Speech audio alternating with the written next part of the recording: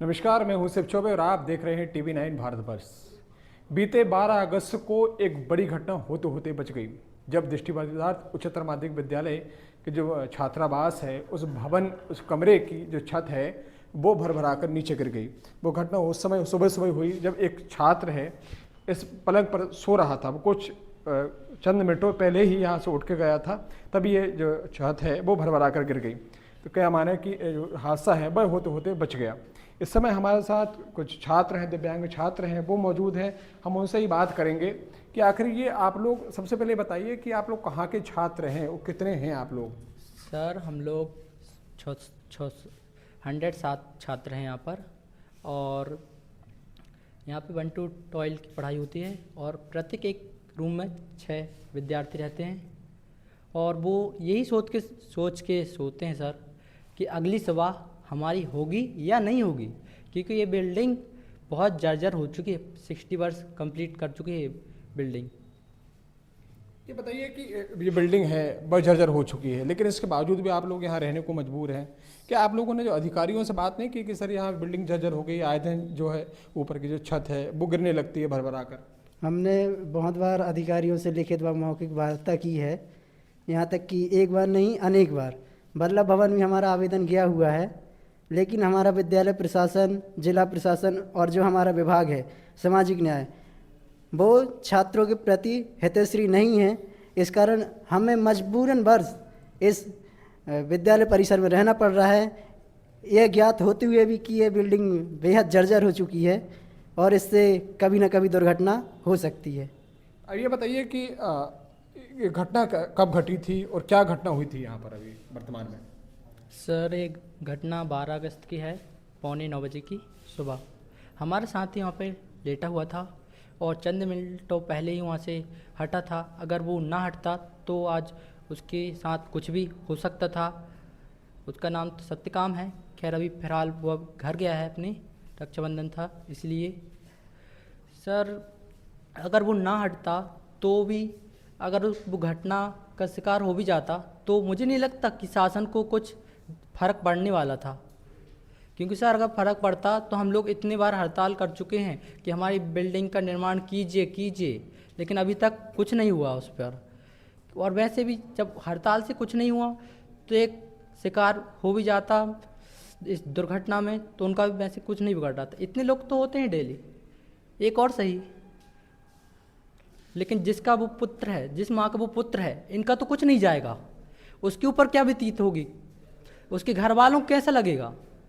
घर वाले तो यही सोच के भेजते हैं ना कि हमारा छात्र वहाँ पे बच्चा जा रहा तो पढ़ाई करेगा अच्छे से, लेकिन वो कहाँ जानते कि वहाँ पे कैसा उनका बच्चा रह रहा है, कैसे पढ़ाई कर रहा है।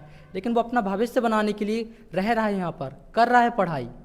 लेकिन शासन को ध्यान देना चाहिए, लेकिन शासन तो यही सोचती अंधे हैं, कोई बात नहीं, रहे आने तो, ऐसे चिल्लाते चिल्लाते शांत हो जाएंगे।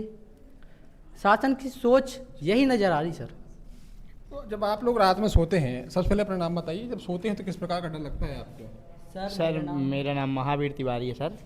हमें सर बहुत यहाँ मतलब अजीब एक वो बना रहता है, भय बना रहता है एक तरीके का कि सर पता नहीं कब ये बिल्डिंग, कब ये छत गिर जाए और पता नहीं क्या से क्या हो जाए, है ना।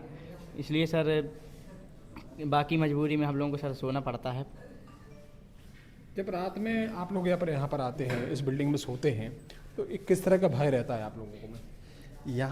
यहाँ भय इतना रहता है कि कुछ पूछ ही नहीं सकते। यहाँ बच्चा अगर रात में सोता है तो उनको ये तक पता नहीं रहता कि हमारी सुबह होगी या नहीं होगी।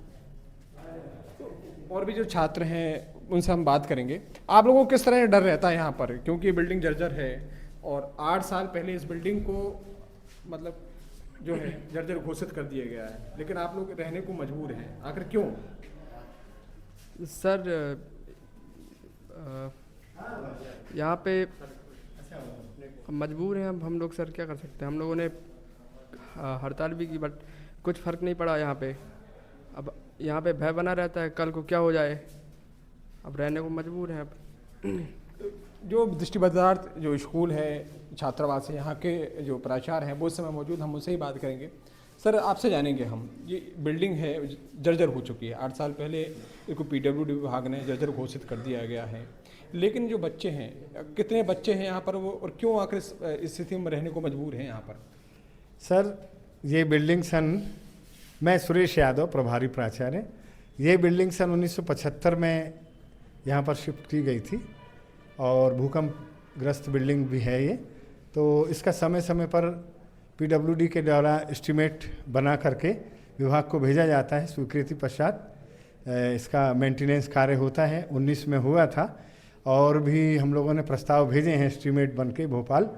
तो उसके द्वारा यहाँ अभी 12 अगस्त को ये जो आप देख रहे हैं प्लास्टर, ये गिरा था पलंग पर। इसकी सूचना मुझे कैलाश बरकड़े जी जो वार्डन हैं 10:20 पर दी गई थी। तो यहाँ उस समय अधिकारी लोग भी आए थे, नायब तहसीलदार रश्मि मैडम आई थी, चौधरी मैडम, और हमारे विभाग की संयुक्त संचालक शिवांगी जोशी मैडम भी आई थी। तो उन्होंने हमें कहा है कि इन बच्चों को अन्यत्र कहीं किराए के भवन में शिफ्ट करें और जो कमरे डैमेज हैं उनमें बच्चों को ना रखा जाए और बच्चों को जो सुरक्षित रूम है इनको वहाँ पर रखा जाए। तो ये माना सर, आपसे सवाल है कि ये बिल्डिंग आखिर क्या जर्जर हो चुकी है? पीडब्ल्यू विभाग ने अपने आदेश में कहा है क्या? अभी 26 अगस्त को पीडब्ल्यूडी के ई साहब आए थे यहाँ पर निरीक्षण के लिए। हम लोगों ने उनसे रिक्वेस्ट की थी कि आके सर यहाँ आप प्लास्टर आदि करवा दें। तो उन्होंने उस समय जो नीचे किचन का हॉल है उसमें प्लास्टर आदि करा दिया था और इसके बाद उन्होंने 26 तारीख को ही एक पत्र विभाग को लिखा है जिसमें उन्होंने कहा है, प्रस्तावित किया है कि इस बिल्डिंग को जर्जर घोषित कर दिया जाए, क्योंकि यह मतलब जो हमारा छात्रावास और विद्यालय है ये सामाजिक न्याय विभाग के द्वारा संचालित है। तो जब तक उनकी मंजूरी नहीं मिलेगी तो उसको वो जर्जर घोषित करके गिरा नहीं सकते। तो हमारी ये बिल्डिंग जर्जर है, इसमें कोई डाउट नहीं है और जो कुछ है आपके सामने है। पर अभी हादसा हुआ है, हाँ, गनीमत रही कि जो बच्चा है वहाँ से निकल गया। अगर कोई हादसा हो जाता तो इसका जिम्मेदार कौन होता? क्या मानते हैं इसका जिम्मेदार मानते हैं? इसका जिम्मेवार प्रशासन होता और ये हम लोगों के लिए संतोष की बात है कि कोई ऐसी घटना नहीं हुई। यदि हो जाती तो निश्चित रूप से बहुत ही दुखद स्थिति होती और फिर क्या कार्रवाई होती ये तो आप सब ऐसी स्थिति में क्या होता है आप लोग जानते हैं। लेकिन जब बच्चे हैं, जर्जर भवन है, तो उसको रहने को मजबूर है, क्या माने कि प्रशासन कोई बड़े हादसे का इंतजार कर रहा है क्या? नहीं, मैं तो ऐसा नहीं कह सकता क्योंकि प्रशासन के सामने सारी चीज़ें रख दी गई हैं और प्रक्रिया में हैं सारी बातें, सारी चीज़ें। यहाँ से अभी 10 लाख के लगभग रिपेयर का एस्टीमेट भेज दिया गया है और इसी बीच हमारी अभी पिछले 2-3 महीने से नए भवन बनाने के लिए प्रस्ताव भी बनाया गया है। जो अपने पीडब्ल्यूडी की पीआईओ एजेंसी होती है तो उन्होंने ये जो सामने ग्राउंड है उस पर एक नए भवन 4 मंजिला बनाने के लिए स्केच कर लिया है, नक्शा बना दिया है, प्रस्ताव बना दिए हैं, जो विभाग के माध्यम से, विभाग से मतलब मेरा सामाजिक न्याय विभाग है, उसके द्वारा कलेक्टर महोदय को दे दिया गया है। वहाँ से जैसे ही हस्ताक्षर हो जाएंगे, स्वीकृति हो जाएगी तो वह प्रस्ताव भोपाल सामाजिक न्याय को भेज दिया जाएगा। तत्पश्चात इसके जो बनने की प्रक्रिया है आरंभ हो जाएगी। और हमारे अभी 3 अगस्त को डायरेक्टर साहब जो सामाजिक न्याय विभाग के हैं रामराव भोसले जी, वे भी आए थे।